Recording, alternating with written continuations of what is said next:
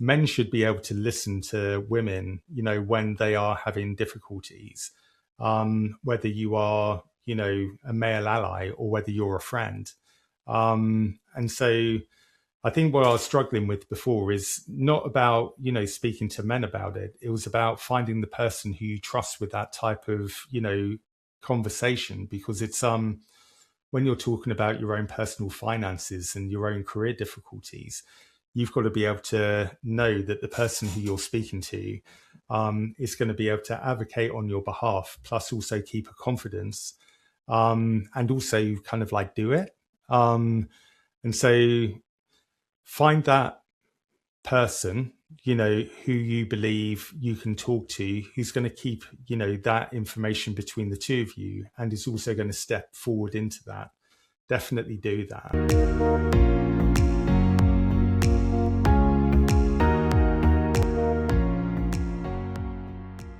Hello, and welcome back to Unlock Her Tech, the safe space podcast for women in the tech industry. I am one of your hosts, Jen Carswell, and here I have our resident tech experts, Ellie, and I'm delighted to say that Britannia is back with us after maternity leave. We are so happy to have you back. It's so good to be back. It's been a while, but I have been catching up with the episodes and listening to everything that's being done, and it's good to be in the depth of everything again, and I can't wait to take part. Welcome back. Yeah, as well as, having a tiny human to take care of. And Ellie, how are you? I'm very well. Thank you so much. Looking forward to this episode. Yes, me too. And in this episode, so we are talking about male allies. Having support from other women is obviously important, but it's crucial for the majority to be helping the minority. A few figures to help put this into perspective. So 26% of the STEM workforce is female or non-binary in the workplace. That's in the UK, and it's similar for the US. A similar proportion of female students are thinking of a career in STEM. So, that's only 1 in 4. Not great stats. Is it pretty? What's your sort of looking at that? What does that make you think? It makes me think that there's still a lot more work that needs to be done. I'm looking at the landscape of things right now. It may seem like it's going to be a lot harder than it should be. But I know that there's a lot of people, including us, that are still advocating for women and trying to create a space where we can grow and progress further. But yeah, still a long way to go. Ellie, any thoughts? No, I agree with everything Britannia mentioned. The tech industry hasn't been changed as much as we want to. So that's why we are here. Yes, exactly. In a PwC survey, 78% of students who were questioned could not name a famous woman in tech. I'm going to put you on the spot. How many can you name? I think 3. Can you? Who are they? At a lovely Grace Hooper, the founder of Bumble, Whitney something. All right, 2.5 points for that, I would say. I'm not gonna do that because the funny thing is, I have a deck of cards that have female founders or female influencers within systems themselves, and I will not be able to say. So I'm not gonna. It's a tricky one. It's like a history question. Yeah, I've definitely. You've definitely put me on the spot. But there are a lot of amazing people that I know that are working, especially in the tech space. Yes. But they're, not world famous, so that students would know them, which is, hopefully something that I guess I'm in that percentage too. So yeah. Yeah, the only one would be that I would maybe add is Sheryl Sandberg, even though I don't know how much she's in tech these days, but sort of as one of the kind of pioneers. Um, but obviously, one of the other issues that we have talked a lot about, as well as kind of, role models and, you know, big figures notoriety, is pay and gender equality in the pay sphere. Women and minority groups earn between 74 to 83% of what a man does for the same role. So if you think about, if you have $1, that means that a woman is earning 74 cents or 74 pence. Or up to 83, which is still not great. That figures from an article in Diversity in Tech.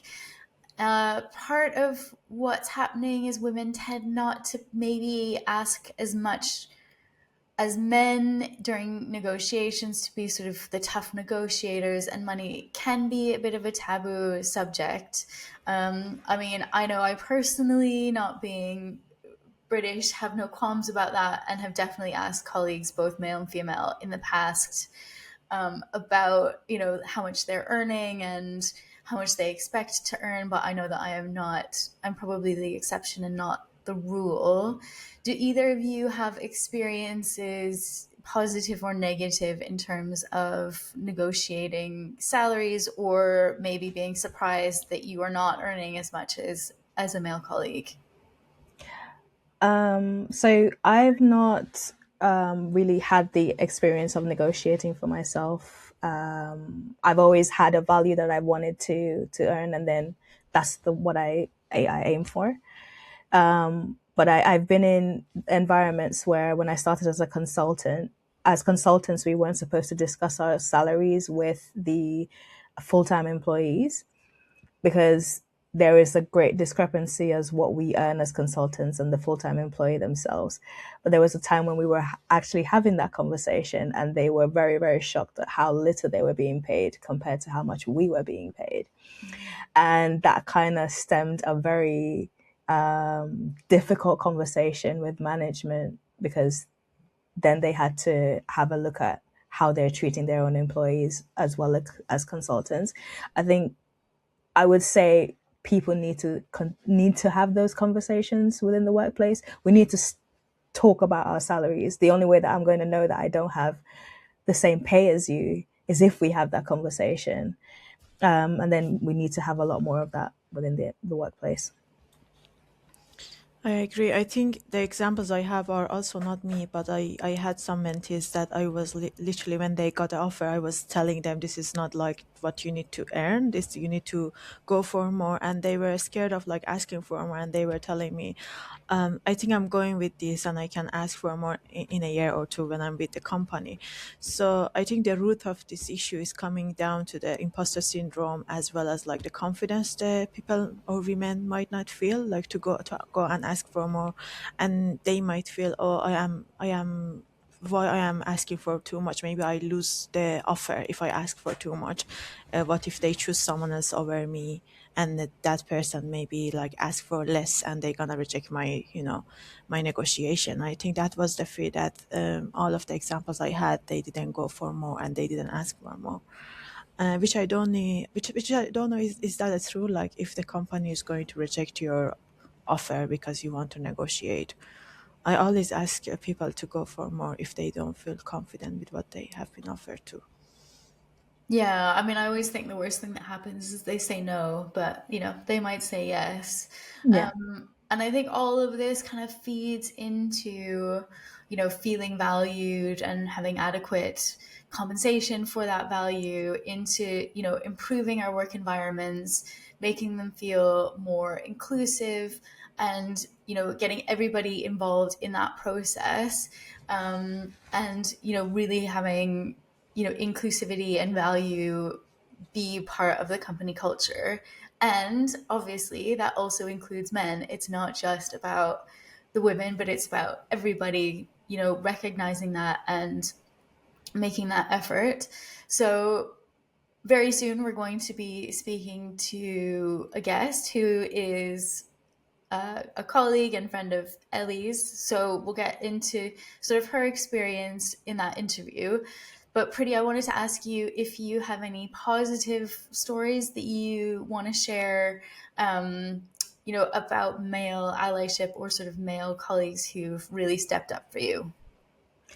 I think I've had some really good male influences within my career, and when I was mentioning where I was failing, especially when it came to like working on various projects, or if I was presented, there was a moment I was presented with an opportunity to speak in front of my colleagues, and I was extremely terrified. I don't really like public speaking in itself, and I was given a bit of coaching and a bit of advice in what I should be doing and how I should view them, because at the same time they're my peers.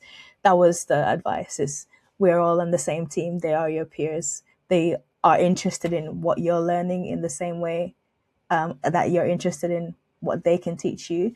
So if I viewed it as a teaching moment, then it's a little less intimidating at the same time. So I've had a lot of help in where I see myself within the space, and how to reimagine the fear and repurpose it into something else. And I've had, the male influences in my life have really helped me with that. Excellent. So we're going into this with some positivity, which is good. Pretty is going to be producing this episode, so she is going to be stepping behind the microphone.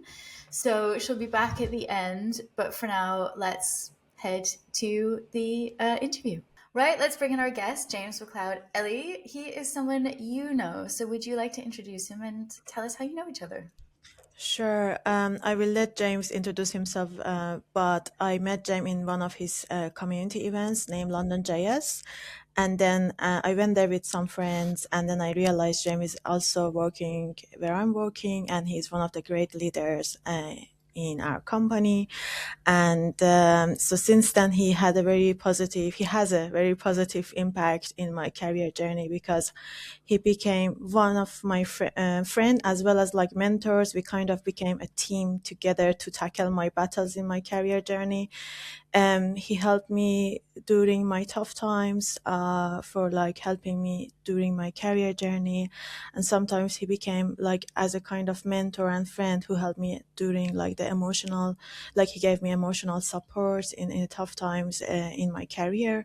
So he has been helping me a lot, and he had a very good positive impact in my career journey. And I will let James introduce himself. Wow, Ellie, thank you so much. That's the first time that you've actually fed back to me the impact, that I've had on your career, and that's actually really touching.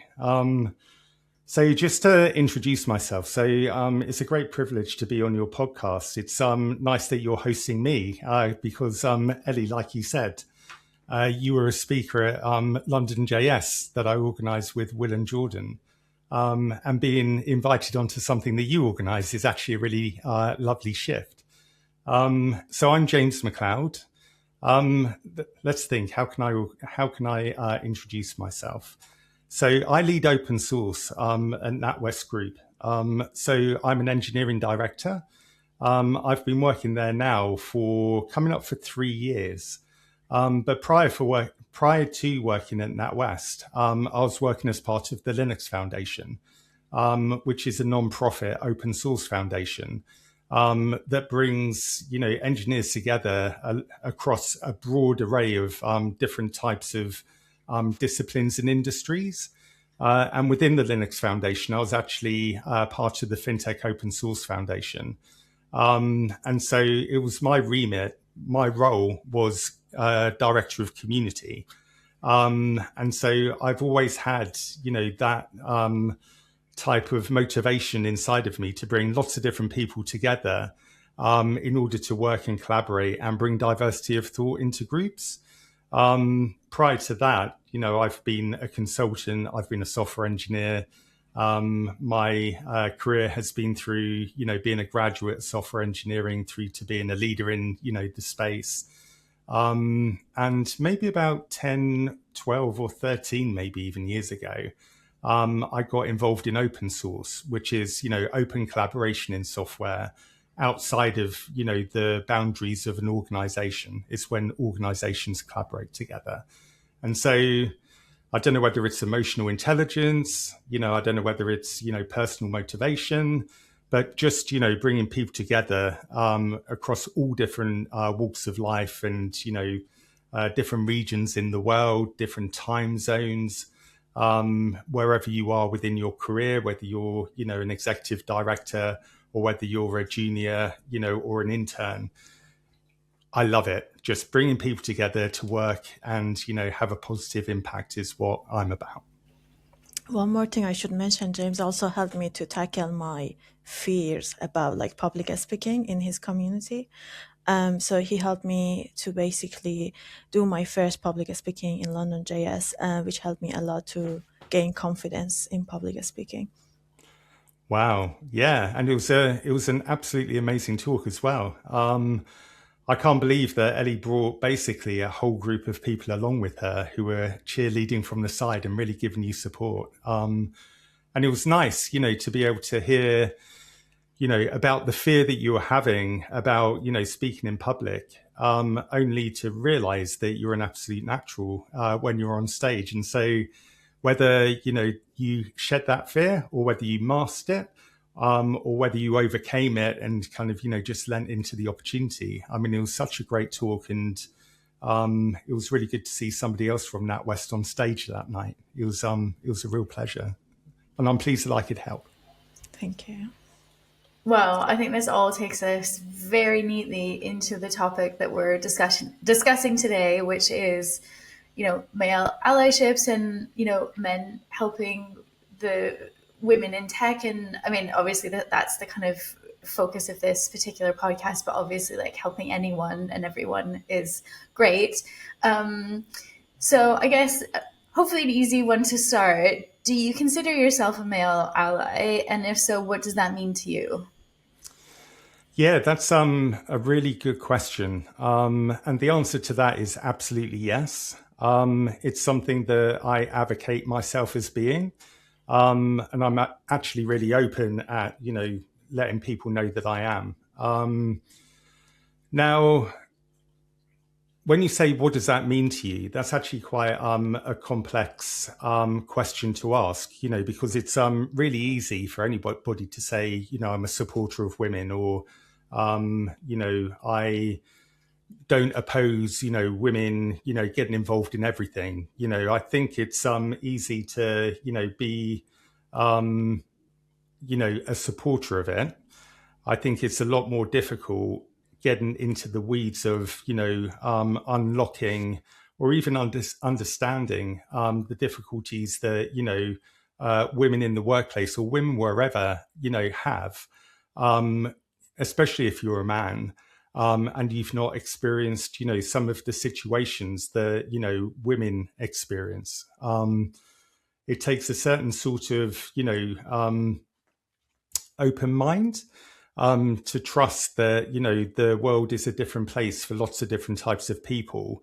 And, your experience within, your own, part of the world isn't necessarily what everybody else is actually experiencing. And so I put a lot of effort into, trusting that, things don't always shake out evenly for people. And so, yes, I do support, bringing opportunities to women.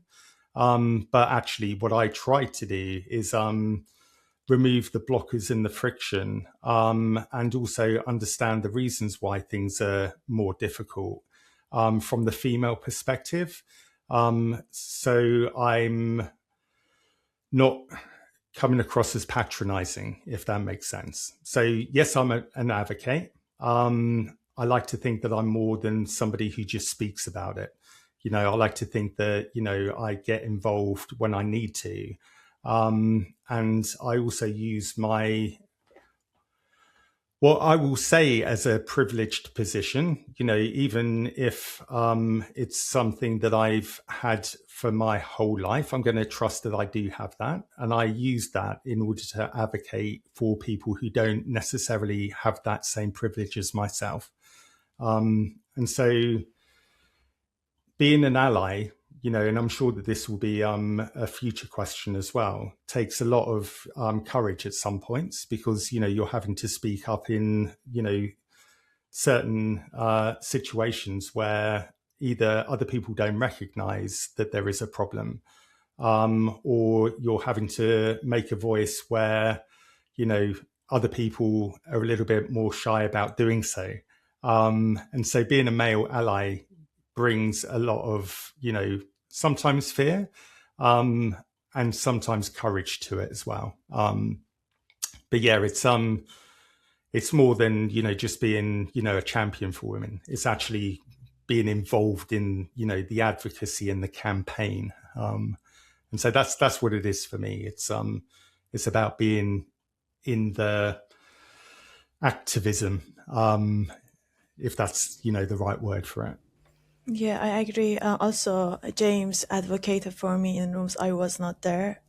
So I would definitely say, like, being a male ally is like someone who basically do actions, not just like saying I am a male ally.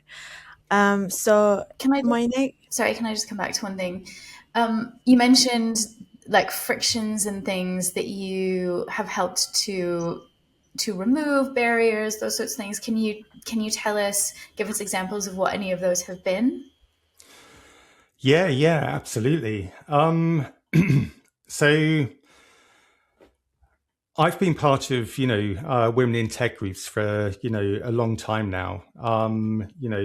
I was actually, so when I was in the Linux Foundation, I helped start a diversity, equity and inclusion group that brought, I'm going to say it wasn't specifically for women in tech. It was, underrepresented groups as well, both in terms of, gender, race, sexual orientation, plus also when it came to, location and geo, kind of regional as well. So people from the West, and then, people from other regions of, the world. So I, worked a lot with people from Africa in order to, advocate for, people in Ghana specifically to be seen for, just how awesome they are in technology, and giving them a platform to be able to shine.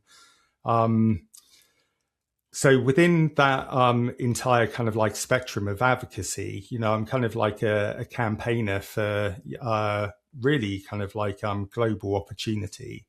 When I've been working, with my, female friends and, colleagues, understanding, how men and women are different, both, from a biological point of view, and, also from, common interests, what people, what people have in terms of priorities in their life. There are certain things that, men experience that women don't experience, and there are certain things that women experience that men don't experience. So if I can give like an example that's been illustrated to me, it's not necessarily something that I have experienced, maybe through observing I have, because, I'm married and I've got 2 kids, and, me and my wife have actually just celebrated our 26th wedding anniversary. So through that time, I've seen, my wife being pregnant, going through the difficulties of pregnancy, not necessarily having the easiest of childbirths, and needing to, spend time in hospital after childbirth, looking after my son whilst I was at work, then, being on maternity leave for, a number of months before returning to the workplace, So if we just take that as one example, and then, obviously women have monthly cycles which are different to men. There's a lot of understanding around, just how biologically men and women are different. I've not experienced, monthly cycles. I've not, had to carry a child or give birth. When it comes to layering that on top of, the expectations of a workplace and, how careers are defined, and when, people talk about the career ladder, and it being, a steady maturity curve, from being a graduate or even, before, even if you're outside of, being, university educated, as, I know a lot of boot campers, and I believe that, Ellie, you may have gone through that route yourself. Having to weave all of this into your life when, careers they should be kind of like a progressive curve. That progressive curve is more within reach for men, not necessarily all men. I'm not saying that all men are painted equally as well. They're not. But when you've got, the interruption of, monthly cycles, having to carry a child, having to give birth, spending 9 months to a year off of work, in order to look after your baby and raise your family. Sometimes there are expectations around the woman that she would be the person to pick the kids up from school, maybe make dinner, be there in the morning to, get the kids off to school. That upward curve isn't as straightforward as like a maturity curve. It's actually got lots of different breaks in between that. And then if you think about that, so taking 9 months off of work in order to, bring your child into the world, the world is now accelerating, way quicker than it did before. And so now, I know women who went on maternity leave, came back, and, all of a sudden AI has been introduced into the workforce. And not only have you got new technologies that are being introduced, but some people have left and there are new people in the team, and so you've got to get used to new faces, and you may also feel like you're, a new person in the team yourself. Then you've got to regain your confidence. You've got to learn the new technologies that have been introduced whilst you've been away. All of this is friction, that has been added into, the female career path.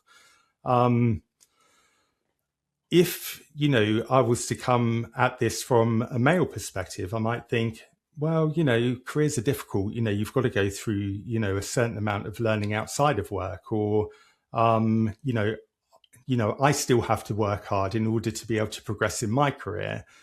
By not understanding kind of like the differences between men and women, it can actually bring, let me think, a difficulty for women going from, a managerial role into an executive role. Sometimes that chasm is just too great to jump over. Or it could be that the gender pay gap, is, a lot less for women because of that incremental kind of interruption. I think having men who can see that, to be able to advocate and, really beat the drum for it, and, invite people to, return to the workplace and give more time to, help build the confidence up in order to be able to get back to where you were, or, even, help cross that chasm, whatever it needs to be, from a non-patronizing point of view. You've got to be there for the person, not what you think that the person should be doing. It's really important, and it's something that I'm still kind of like, actively campaigning to be able to close that gap on. So I know that was a bit of a long answer, but it's actually quite a complex topic, and that's why I'm saying it's not just about being an advocate for women in the workplace. It's not. It's about understanding and, emotional intelligence and, being able to say, in a room full of other men, well, actually, it is more difficult for women. You know, you may not have experienced it. You may be single. You may not have kids. You may not have witnessed this. But just believe me, you know, these paths aren't necessarily equal, as they're not for some, you know, men who have also got difficulties as well. You know, men's health is also something that needs to be recognised too. Thanks, James. I loved your answer. And one thing that when you were talking about it, I remember was like when a woman goes through all of those things and have a bad day, and you mention something in the workplace, they say, "Oh, she's too emotional." Like it's like they give you a label because you're a woman, and that has been my experience. So I just want to share my experience. So I have one question for you. In your experience, what does having a more diverse workspace, a better balance of women and minority groups, what does that bring to a tech company in your opinion? Yeah. So it's no secret that, you know, the financial services industry, you know, does have a bit of a gender balance problem. You know, there are a lot of men, you know, within, you know, the financial services industry. Let me think, maybe I won't go quite that broad. You know, maybe if I bring it down to, you know, technology and engineering, because I can't actually speak, you know, for the other areas, because, you know, you've got branches, you've got, you know, lots of, you know, the financial services industry is actually pretty big, and it's not just about engineering. You know, I need to recognize that. So I've been fortunate to work in an organization where there has been a 50-50 mix. Not just 50-50, well, it's been 50-50 male to female ratio, but also people from lots of different countries around the world as well. So working within open source, you know, it's borderless. You know, since the dawn and the birth of the internet, you know, we've been able to work together without having, you know, needing passports in order to be able to cross over into another country, or needing a car to be able to drive to another town to work with somebody. And so open source really does leverage the fact that, like what we're doing now, we can jump on like a streaming platform, have a conversation, and we can be anywhere. You know, it just so happens it's likely that we're in the UK now. But, you know, there could be somebody from Australia, New Zealand, you know, all the way over to San Francisco, maybe into, you know, some of the you know, Asian countries, somebody from, you know, Hong Kong or Europe. It doesn't matter. You know, everyone can jump on, you know, a platform like this and have a conversation and record a podcast together. Whereas before, you know, it wasn't possible. Then, you know, with systems like GitHub, you know, that now exist that allow people to be able to share code, which, you know, is actually quite a unifying, you know, way of working together, because you're building something to be compiled into, you know, an application or on a browser. You know, it's quite a unifying way of, you know, writing software applications that, you know, people from different countries can write, and you're speaking through the code rather than, you know, speaking, you know, different languages, you know, physical languages. All of that kind of like removal of borders and, you know, coming together around software problems, you know, allows that diversity of team to actually, you know, happen. Because I can collaborate on code from somebody from China in the same way as somebody from, you know, San Francisco can also contribute into that same project. And that diversification allows that real kind of like mix of diversity of thought into the group. And so problems that I see as a white male from London, I can input that into the group, you know, and somebody from a different, you know, regional background, a different, you know, gender background also brings that, you know, different point of view into the group as well. So let me give you another example of where this works.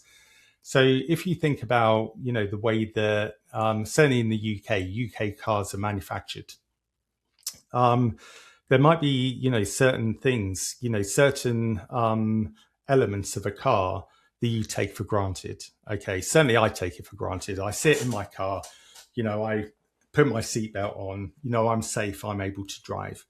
That one action, believe it or not, does have male bias baked into it, because certainly, maybe it's been, removed a little bit. I don't want to be say bad things about, the automotive industry, but certainly for a long time, the seatbelt that people use in a car for a very long time was actually engineered by men.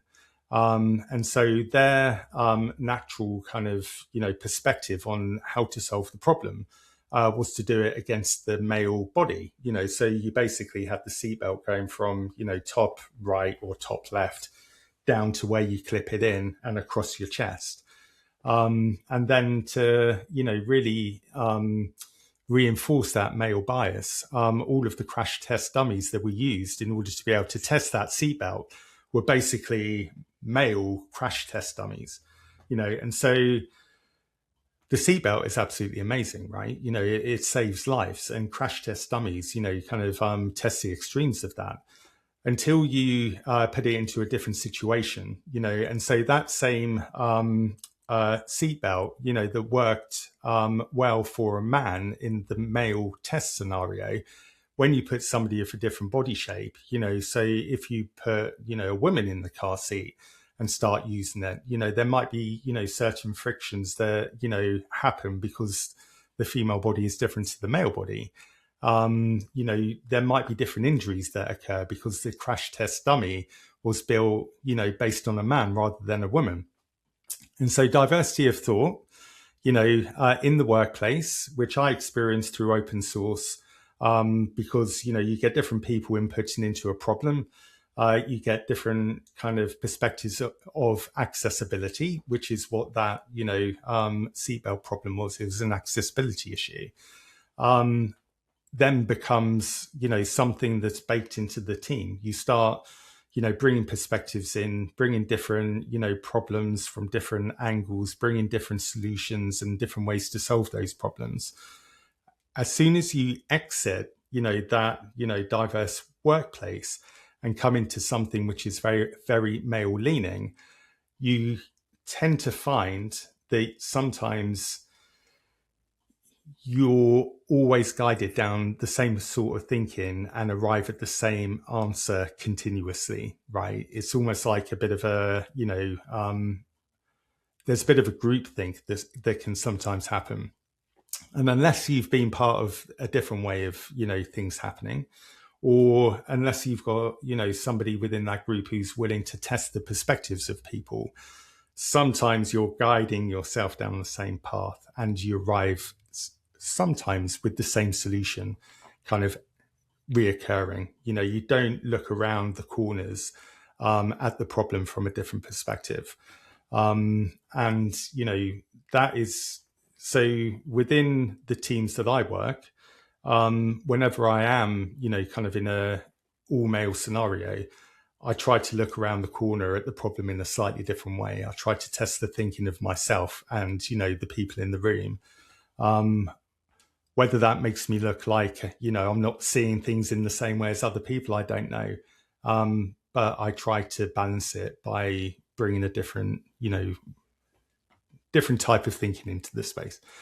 I hope that kind of helped. I tried to bring kind of like the seatbelt analogy in because I know that, it's something that, maybe people will be able to relate to. But that's the outcome. You get everything built for men, that's not what we want. We I would actually say there's probably more women in the world than there are men. I think that we need to be a little bit more accommodating. Yeah, and it is really easy to kind of get that kind of tunnel vision and that sort of confirmation bias, isn't it? Especially if you stay in the same industry, you're talking to the same people, that kind of stuff can I think it just sort of naturally kind of crops up. I want to just briefly come back to something that you sort of touched on a moment ago, which is, you said sometimes you can be in a room with maybe single men, but I'm sure that kind of can expand out to lots of different people who don't have that same maybe empathy or emotional intelligence, and who like maybe kind of don't get things. They don't understand like maybe how their perspective can be narrow or maybe hurtful to some of their female colleagues. And I just wondered, are there like behaviors or things that you have seen that you think like, oh, that's really not great, and I would really hope that some of my colleagues would actually just stop doing that? Yeah. So I would actually say the workplace has shifted. I don't think that I'm not recognizing those behaviors, in front of me, in the same way, as maybe I used to when I was a bit younger myself. I'm a little bit later on in my career now, and it could be when I was a bit younger, I exhibited some of those, types of behaviors myself. I'm not saying that a lot of what it is that you bring to the world are things that you learn kind of in your journey. I remember being a graduate, and I used to love kind of like going to work with my male colleagues, and all of the guys would be there, and we would maybe talk about, football, or, maybe we had a lot of things in common. There weren't any, or maybe there was one or two women kind of in the team at that point. And so, software engineering just seemed to be kind of like an industry for men, and at that time, I would have been in my mid-20s, and my life experiences would have been, greatly reduced. Me and my wife would have only have just been married, and we wouldn't have had kids at that time. I wouldn't have seen my wife go through the experiences that she had been through, and I wouldn't have seen maybe family members go through the different traumas that they had gone through at that time. And so my own perspective of life would have been a lot different. There would have been things that I wouldn't have recognized because they wouldn't have been presented to me, or I wouldn't have had to travel through that, with somebody else. I would actually say that, and this is why I love being part of London JS. And within the meetup, we've always advocated for anybody to come along, so whether you're a JavaScript developer, or whether, you're curious about it, whether you're a coder or whether you're not, whether you're a grad or whether you're a boot camper, an exec or an intern, we're saying, this is a safe space. People can come in, and learn. People can come and speak, whether you've spoken before, whether this is your first time. I would actually say it's a really good place for people to feel safe, and know that there are people like me, Will, and Jordan, who are looking out for the community and making sure that it is a safe space. By being part of that, we have a lot of generations within London JS. And the thing that I'm noticing is that maybe some of the biases that I exhibited when I was younger aren't necessarily being exhibited by the newer generations that are coming up, and so I'm a Gen X. I was like cigarettes and alcohol and Oasis and Blur, it was very Britpop and, Glastonbury and Reading and Leeds, and, getting drunk and going to the pub at 16, that is kind of like what my life, was when I was growing up. I think that, what people find important now is different to that. What I found important when I was younger, the younger generations aren't finding important anymore. Maybe it was a COVID thing, I don't know, but there seems to be a little bit more of a perception reset. And I'm finding that a lot of, the newer generation of people coming into the workplace are a lot more respectful. And what I'm having to, help with is probably a little bit more systemic, with the way the, systems are built and the way the, promotions happen, and the way that people are recruited, the types of questions that are asked, the people who are on the panel, the way that, job roles are written. So they're not written with a male bias.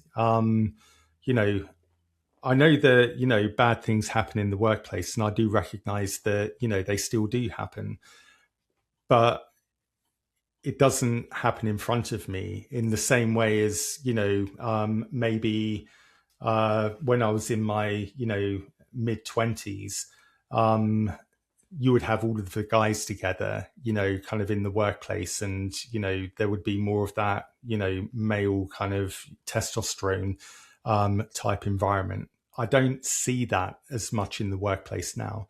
And I certainly, haven't personally experienced anybody, being derogatory in front of me. I'm not saying that it doesn't happen. And, when it does happen, it needs to be called out, and called out really quickly. But, I'm just pleased that it's not a common thing.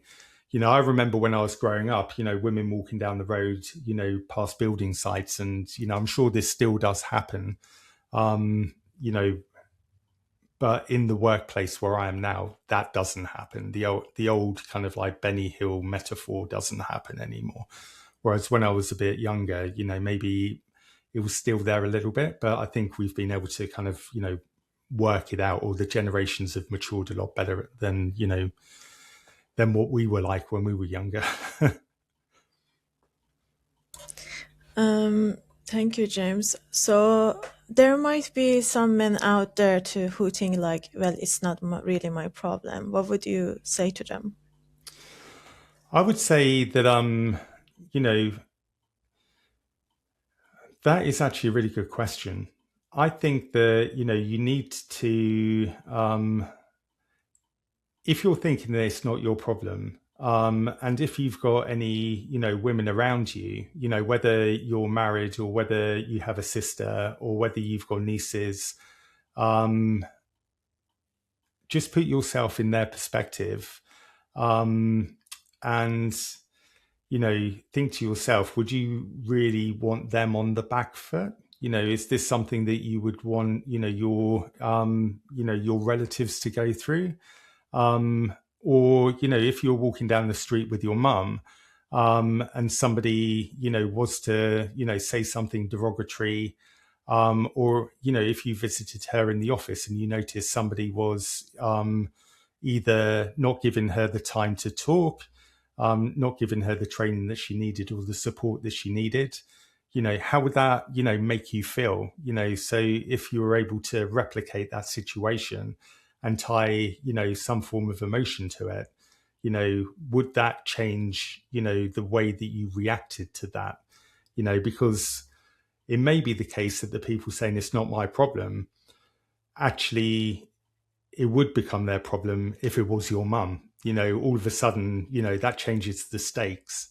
So if, you were able to take some of that, urgency and, emotional tie from that one and apply it to women broadly, it may not be quite as kind of like,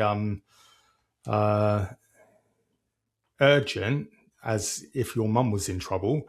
But even if you took 10% or 20% of that and applied it to the problem that, women, have broadly across industry and elsewhere, then that will get you involved. And so you've just got to kind of, figure out, what it is that, would motivate you, and then just apply that, to this. I mean, it is our problem, if we don't allow diversity of thought, if we don't allow, gender balance to happen, the world wouldn't function. You wouldn't have doctors, you wouldn't have, you wouldn't have anything. The world would just stop operating. And so we've got to allow,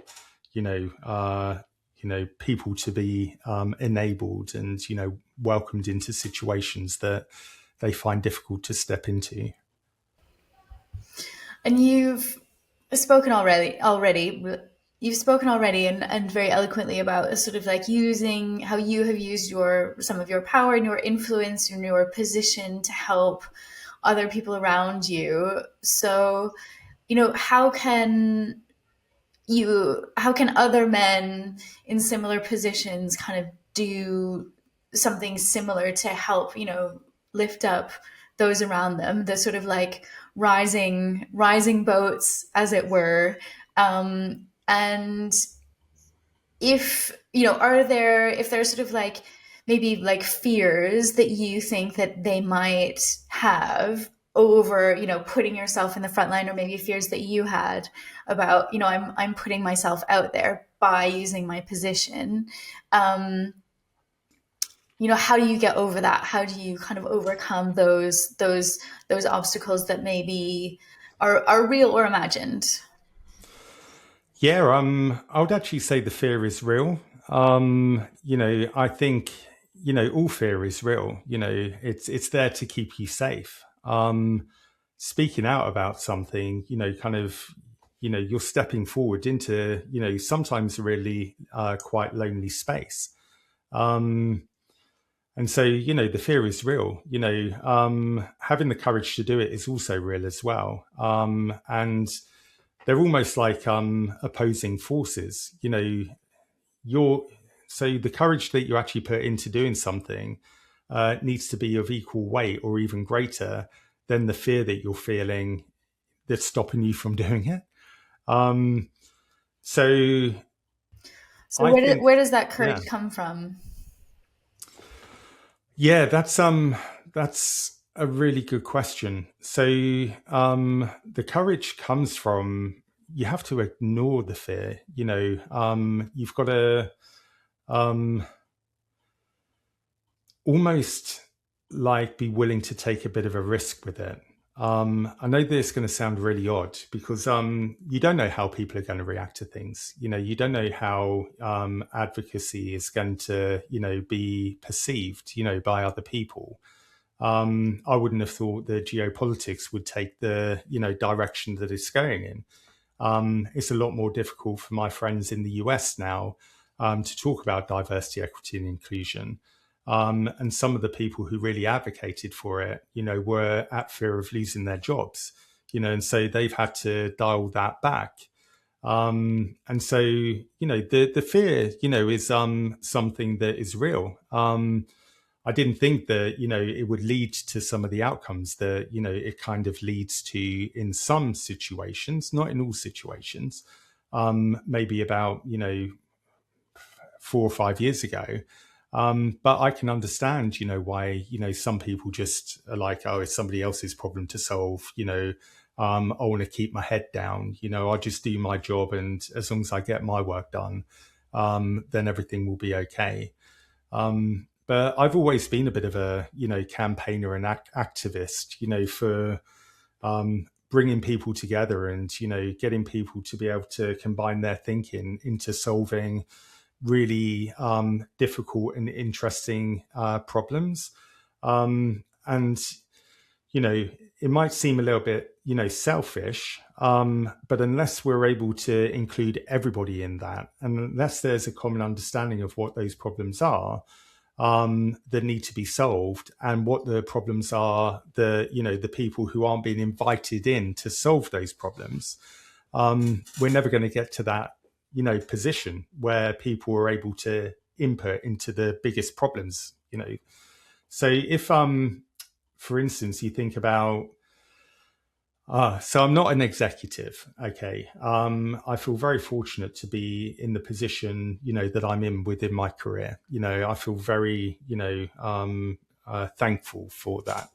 But there are some really tough problems to solve, when you are an executive of any enterprise, in any industry.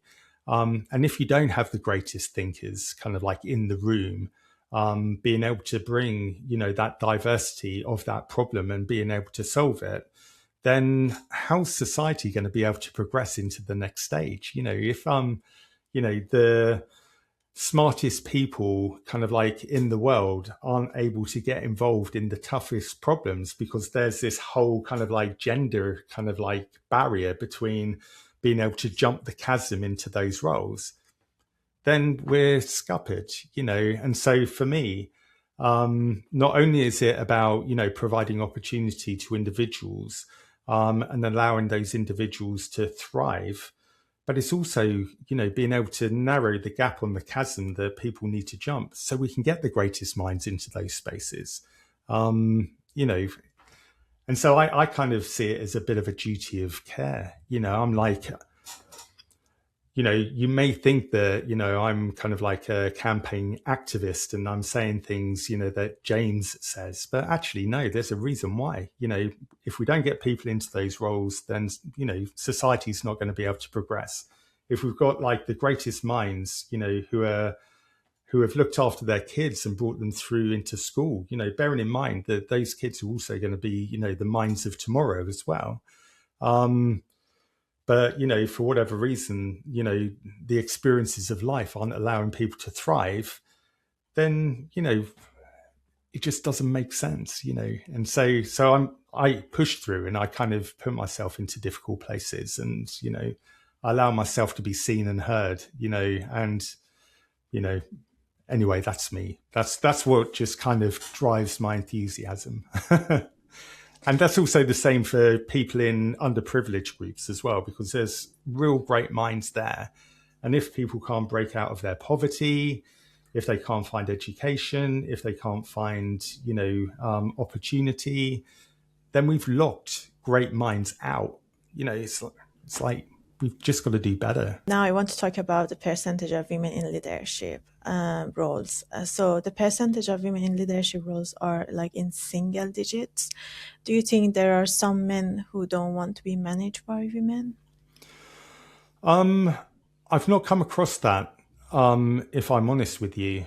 I'm sure, I mean, when we're talking about, just, the population, the global population, and the fact that, I'm, representing, software engineering or, engineering in general, it doesn't necessarily mean that I'm representing, all men.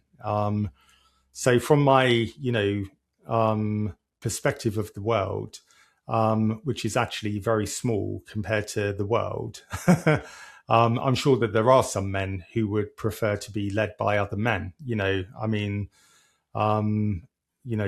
The world is huge. There's things that happen in the world that I've got no idea about, and I don't understand. And there are gaps between generations. So both me and my kids in the house, there are things that they understand that I have no concept of. And even when you have graduates in your team, you have to be really aware about how you talk and, how you bring people in and the opportunities that you give, because their perception of the world is different to yours.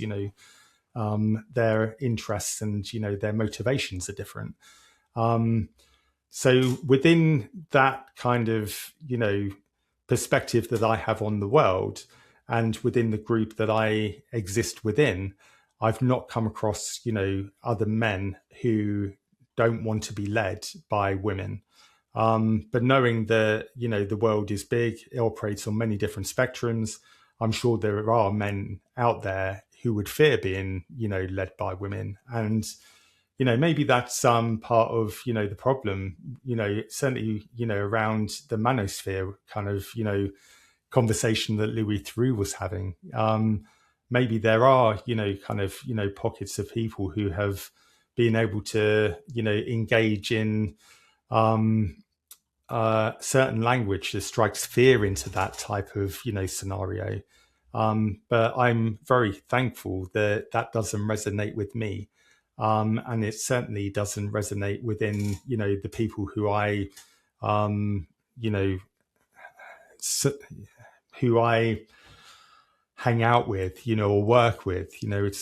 we look upon that and we think, oh, we don't quite understand that. But, they're also talking to people who haven't been given the opportunity that I've been given There's a cost of living crisis, and some people aren't able to get from education into careers, and they're looking for, the reason why.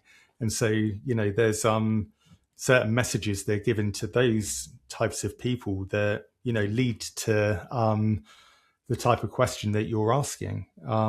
Sometimes it's money led, sometimes it's politically led. But luckily not within my circles, Ellie. And I would also say on the back of that, I'm actually being led by some really strong, intelligent women right now. And I'm actually really thankful for that, because they guide me into a different type of accountability, and get me thinking about, myself and my decisions and my future from a totally different angle. And, throughout my career when I've had that, it's guided me into, a different way of thinking and down a different path. So if people are, reluctant, or if they are fearful, or if they, have anger about, women being in leadership roles, I would say dial it back, allow yourself to live the experience, and see what it can actually bring to you, because you might find that it does actually enable growth. It may enable acceleration, and it may lead to better outcomes for you. Just, believe in that, and I'll hang my hat on that. Having female leaders is a good thing. Well, that takes us very nicely into the sort of advice, constructive part of the podcast, which is, when we talk about hopefully some like real solutions, real strategies, those sorts of things. So in this case, it's, how we can maybe help some of our more underrepresented colleagues. So what would be, let's say, your top tip to men out there who maybe think their actions don't make a difference? Yeah. So my top tip. So let me think about my entry point into this. My top tip would be, that is actually a good question, because you need to recognize the problem.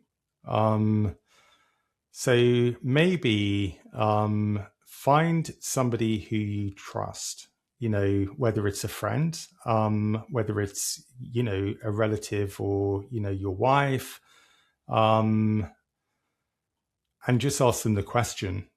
Say, that you recognize that, you're a man and your experiences of life are different. I'm going to remain silent for a little while, and I'm going to allow myself to listen to you. Can you tell me, what it is about being a woman that actually makes things more difficult? And it could be that some of the things that, you are told are things that, like, people used to say, oh, you shouldn't be talking about that in the workplace. That's the sort of thing that you keep at home, or, oh, you shouldn't be, bringing your period into the workplace. That's something, take a paracetamol, and, all women experience that. It could be there are certain things that, are kind of like the unsaid truths of life, that may be uncomfortable to hear about. It might be hearing about the menopause and how that affects, people's hormones. And it might be having a conversation with your mum about the menopause. That'd be a good one. Say to your mum, how did the menopause affect you, when you went through that stage of your life? And just kind of, understand the hormone changes, throughout your life, shift. The person who you were as a teenager isn't the person who you are in your 60s. You may not see your mum as, a teenager, but she was. and just listen to that, and allow yourself to feel uncomfortable listening to that, because, the more you hear those stories, the more normal it becomes, and the less uncomfortable it becomes over time. And then just normalize it. So that will be my top tip. Probably not asking your mum about the menopause, but just asking a friend. What is it that within your life you find tricky, and from my perspective, is there anything that I can do to actually help you? And you might find that you get a quid pro quo. They might also say, yeah, and is there anything that I can do to help you as well? And then you get like a bit of a good 360 kind of like thing going where, people are helping each other. But yeah, listening to somebody else without, commenting on it or having an opinion, is a good starting place. I think that's excellent advice, especially, I think the older we get, the more experience that we have, the more we think we know, the less open we are to maybe not knowing things or sort of taking in things, just as you said, sort of sitting, listening, being uncomfortable. I think that is something actually with age becomes more difficult potentially. Earlier we talked a little bit about sort of behavior in the workplace, and you'd mentioned that thankfully you didn't see very much that you thought was sort of negative or poor behavior, but something that I think I have noticed, and I think a lot of women notice, is more on the kind of microaggression side, these like very kind of small behaviors that can be quite sort of undermining in terms of other colleagues, but then also maybe in terms of their own kind of self-esteem and sort of self-worth and that kind of thing. So for instance, you're trying to make a point in a meeting, and then often a male colleague will interrupt, and so you don't get to kind of finish your thought. It's these like unconscious behaviors that we don't even really often realize that we're doing. So in terms of if people who are listening are thinking, okay, like what can I do about that? How is it, maybe as a male ally or somebody, if I have a male ally who I can speak to about this, how can I sort of tackle some of those sorts of behaviors and microaggressions, but without getting into a confrontation? Yeah, that is actually a really good one, because microaggressions, this is where it is actually really quite hard, certainly from a individual perspective, because they're the type of things that you don't recognize. They're the sort of things that I'm really aware that I probably do as well. Because a lot of those are actually learned behaviors through your own experiences, and you're just not aware that you do it. It's just the way that you are. It's like the air that you breathe. The way that you react to things is kind of like unconscious. You kind of just do it. So when you are kind of like aware of that, so the way that I'm going to explain this, I'm not going to say it's a man-woman thing. In those types of situations, because that can happen, and I think it happens more to women, that you do get microaggressions. But I also think that, it happens to other people around the workforce as well. So people with imposter syndrome, people with neurodiversities, people who, could be transgender. There are lots of different people being represented kind of like in the workforce where those microaggressions can occur.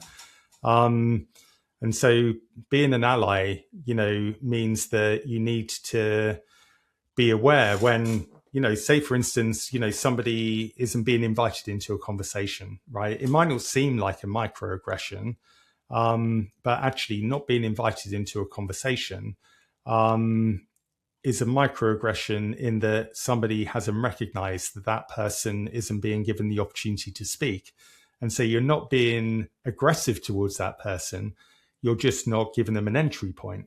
And so having kind of like an awareness of, what's happening around you. So, recognizing the fact that, there is somebody with a more dominant voice, which might, just be part of their personality, who takes the mic off of somebody, just, allowing yourself to say, can we allow that other person to, continue, or, can you wait until they have finished speaking? Or by saying to the person who hasn't had the opportunity to speak, or, it could be multiple people, I'd like to, hear from, the people who haven't been given the opportunity to speak. I kind of like to see it as kind of like a bit of a flow of fairness, and being aware of the people around you and, what the exclusions for those people are that you then need to change and open up for them. And so, microaggressions are a really interesting one because they're described as an aggression, but sometimes they're not an aggression. Sometimes they are just kind of like some people are more alpha. It could be a more alpha behavior, or it could be kind of like the energy that, a room is giving off that stops other people from being able to present themselves. And so you've got to try and offset that energy by, allowing people in and inviting people in. And so I think that comes with, awareness and kind of opening your mind to it and just taking a look around and, sometimes sitting back and observing the way that people are, and saying, wow, actually, I do recognize that the dynamics of this room are different. And I wonder if, I can use, my position within this room to be able to even it up a little bit. And so maybe the advice for microaggressions is to step back from the room just for, a little while and just observe the way that the dynamics play out. You seeing how people are, engaging, not engaging, and, see if you can just pick out a couple of it. And then all of a sudden you kind of like become quite aware of, what it is.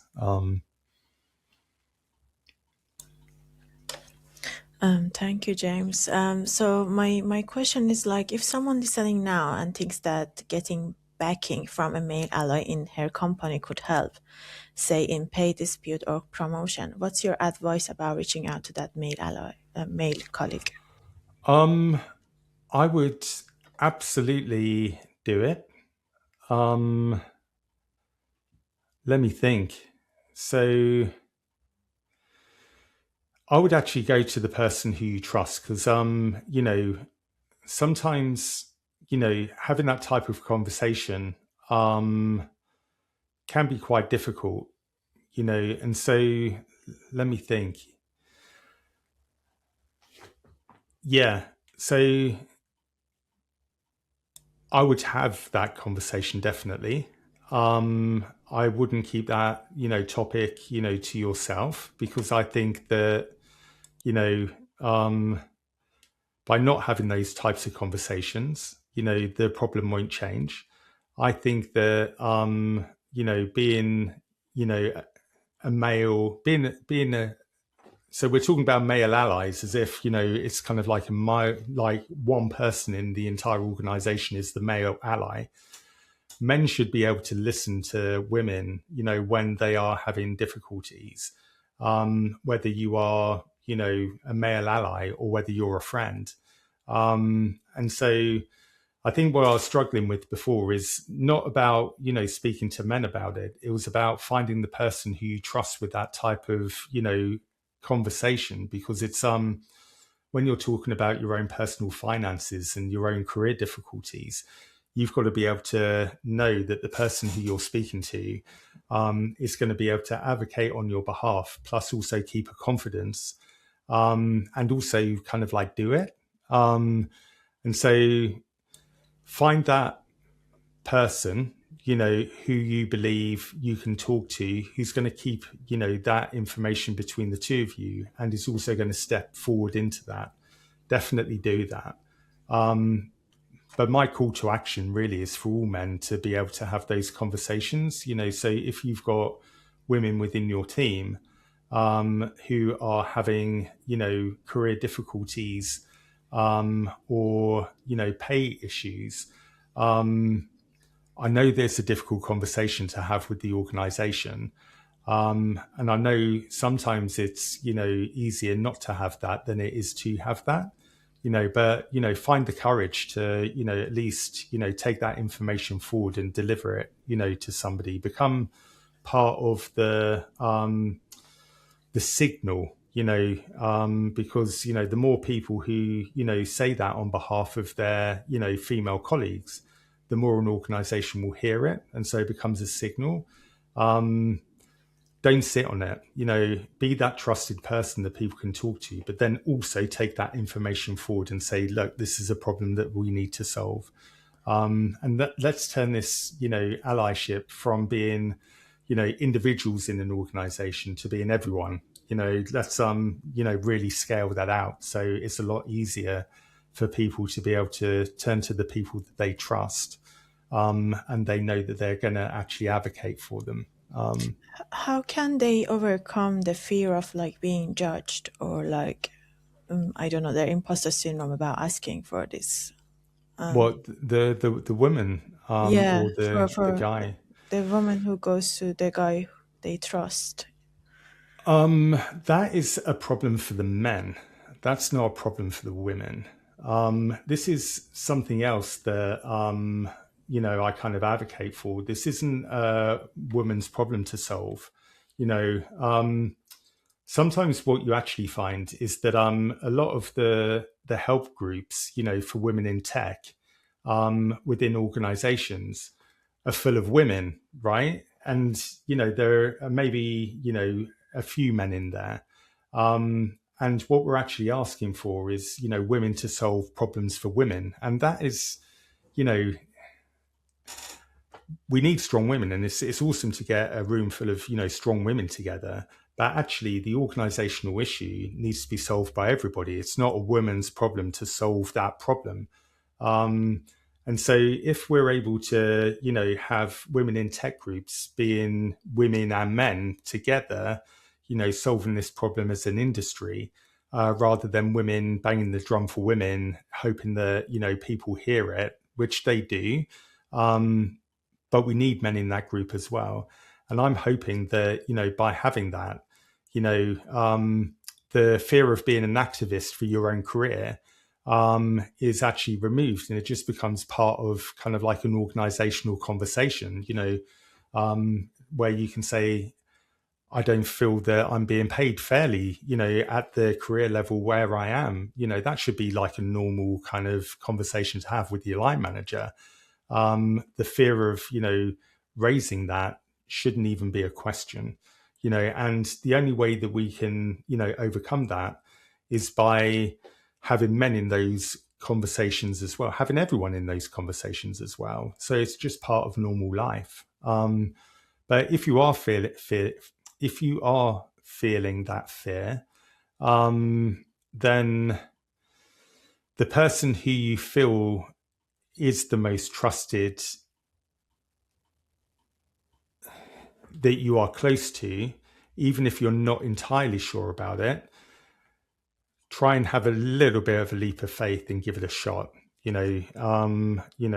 Not doing something is worse than doing something and not figuring that out, if that makes sense.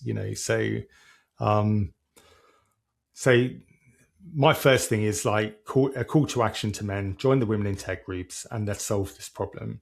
The direct answer to your question is have a leap of faith with the person who you feel you're more confident to talk to, and then hopefully that leap of faith will turn into a positive outcome. but we shouldn't be silencing people. We should be allowing people to be able to talk, and the only way that we can do that is by normalizing conversations. And the only way that it'll become normal is for men to join women's groups and being part of that voice.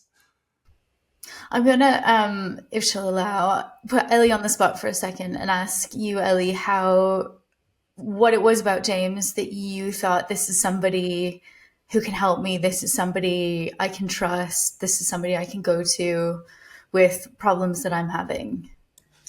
I think one thing was like James was listening actively, and as he mentioned, like he just like look at the case that you are going through or the problem you are going through based on who you are, not based on the society expectation or what is right or what is wrong. He just like understand and listen and like be there for you as you as a person, not like what is good to do or what is like best to do, if that makes sense. And then we do and like tackle the situation together based on my personality, based on like how I'm seeing the world. And I think he mentioned it that way as well.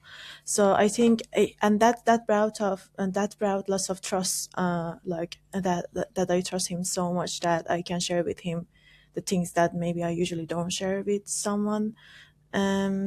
That maybe I know them like in a company, or I know them as a mentor. So as I mentioned, I see James as a mentor as well as like someone I can share things like I share things with friends, because he sees you as a person and he basically helps you so much with everything that he can to help you tackle that battle. And I think that brings a good mature trust between two mature people. Yeah, that's really nice to hear. Thank you, Ellie. Everybody needs a James. That's the. I think, it's about, making time for people and sitting down and understanding the problem. And, the other thing is not being reactive to that, just, being settled in the fact that, you're listening to, an experience that somebody's going through, and that person needs, either logical or emotional support. It's sometimes, you kind of get caught up in kind of like a moment. You may not actually be solving the problem, you might be reinforcing it. And so being the person that somebody trusts means that you've got to listen to it from a understanding perspective, in order to reason and bring logical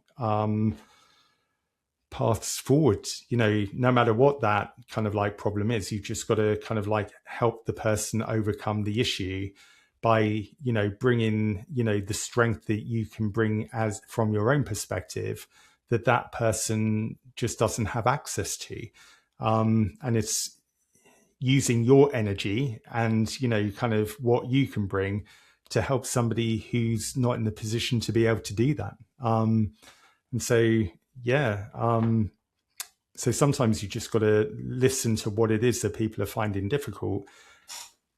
And if you or me don't find that situation hard, then step into that and, you help support the other person through it. And then trust is built, you get to a reasonable outcome, and, that also reinforces that, you've done a really good thing as an individual for somebody else.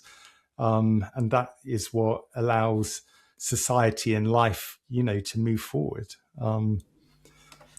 Yeah, I think one thing also that helped me a lot from James is like I've never felt for 1 second that he's judging me for the situation I'm going through, or even like I share with him the worst. Like he was always with me. He was always like understanding me. And sometimes when I felt so bad or felt so down, he was showing me, Ellie, like these are all of your potentials or talents. Like don't lose who you are, or don't lose what your opinion. Like you don't just forget who you are. So I think all of the women in tech, or all of the women, they need some mentors like that to show them that, you know, you have the power to overcome something without judging them, or just showing them the path and like, you got this, just go. And that's all women need, you know, I think. Yeah, you need to be able to do things as an individual, but with help from people who are, you know, there and can help you. You touched on, and we touched on in the introduction, you know, fair compensation, salaries, women not being paid as much as men potentially. Is if you are in a position where, you know, you are working on these you're in a position where you think, right, I'm not being paid enough, and you want help from a male colleague or whatever, is it a question of, you know, just being really transparent about how much people are earning and sort of what is adequate and what is not? Or is there something else, something more nuanced that you need to be thinking about? Yeah. So the gender pay gap is actually a really interesting subject. So from, you know, an immediacy thing, you do need, you know, strong leads who can actually, you know, solve the problem for the person here and now. And it might not just be one person, you know, it could be a team, it could be, you know, a department. It could be the whole organization. You know, you need somebody who can, you know, help kind of level that. But actually, the issue is systemic. You know, so you've got the people who are around you immediately. And so you might have one voice and one person who feels that they, you know, need to have an uplift in their salary, you know, and you could be, you know, that one person to help that one individual. But actually, you know, the gender pay gap issue is something that's built into the way that organizations operate. And, you know, just in the same way, I was talking about the seatbelt issue, and, you know, seatbelts being designed by men. The way that our systems are designed, you know, the way that organizations are set up, you know, the way that, you know, roles are defined, and, you know, grading bands are designed based on, you know, whatever, you know, the sliding scale is. All of these things add up into this problem. It's not just about what I'm being paid versus you. You know, I actually, when I was earlier on in my career, thought it was that, you know, and actually I was really lucky to have another female colleague who corrected me. And I think that this is, you know, part of where I was switched on to the issue, because I always saw it as my value in, you know, the workplace. And, you know, I used to, you know, see other female colleagues as being able to do, you know, the same type of work as myself. And they would say to me, oh, we're being paid less than the men. And I would say, well, just go in there and negotiate a higher salary. You know, it's clear to see that you are as capable as the men. And if you're, you know, not being paid the same, why don't you go somewhere else and, you know, kind of negotiate a higher salary then? And from my male perspective then, you know, it was clear as day. You know, it was like, just go and ask for more money.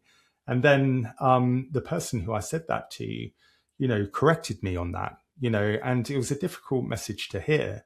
You know, James of, you know, however, you know, whatever my age was then, you know, was quite taken back by the answer, saying, you know, this isn't the answer to the problem, James. You know, it's not about, you know, what my value is right here as an individual. It's about the systemic problem that everybody in the industry everywhere faces. Because, you know, you were talking about microaggressions earlier.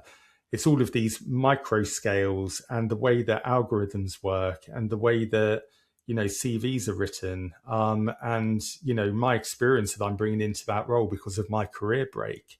All of these things add up into the bigger issue. And so I would say that absolutely, if individuals are feeling like they need more money, step forward and ask for it, but the problem isn't, what women are being paid, here and now.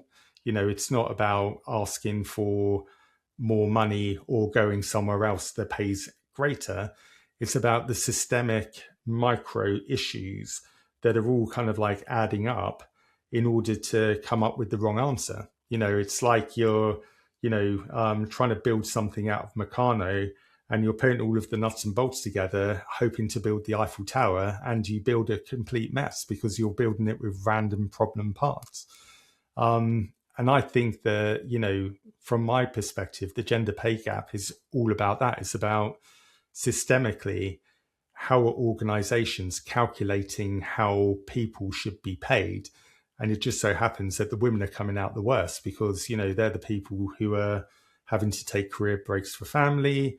They're the people who aren't progressing as, fast up, the organizational ladder because of, having to maybe even give up their job, during maternity leave and come back at a lower grade, because, that's the way that the company does it.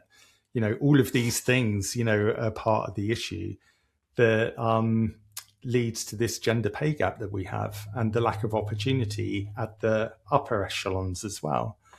So the answer to the question is speak up and, get the money that, you deserve. But the wider problem is, we've got to figure out how to, unpick all of these micro issues that are coming up with the wrong answer, and favouring men who seem to, in some circumstances, not all, have a smoother path and can adjust those dials, to go up the curve. Whereas, those dials are a little bit more tricky, for women to be able to adjust. And, other people from underrepresented groups as well, who also have it tough. Thank you, James. I think everything comes to like having a courage to do something. So my next, and I hopefully, not hopefully, but my next and last question is, for women in management roles, what can they do or be doing to make sure everyone feels included, colleagues of all genders and ethnic backgrounds? What's your advice for them? Sorry, did you say women in? Yeah, for women in management roles, what can they be doing to make sure everyone feels included? Like if a woman is a manager of, like, colleagues of all genders and ethnic backgrounds. Yeah. So that's actually a really interesting question, because I do think that women in high positions also have it tough. I think that, supporting, people in their roles, doesn't stop when you get to a certain grade. I think that, so this is a perception. This is from me, right? I could be absolutely wrong. Okay. I'm just, playing that, size of the world game here. But I would imagine that, women in top roles, executive positions, need to probably feel that they need to work X times harder to be able to be heard, right? Which is slightly different in the allyship kind of model, right? So when we're talking about allies, we're normally talking about, helping people kind of like go up the ladder, but at some point, there will be female leads who are above you in the ladder, and then you kind of question, you say, am I an ally to those people now? Do they need my help? Do they, have they achieved kind of, will the authority of that role actually allow them to be successful. And I would say that,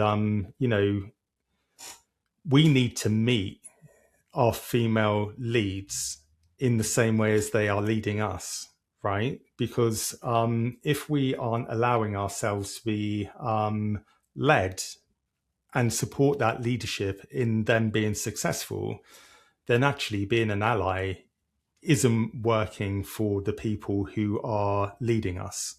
So I would actually say that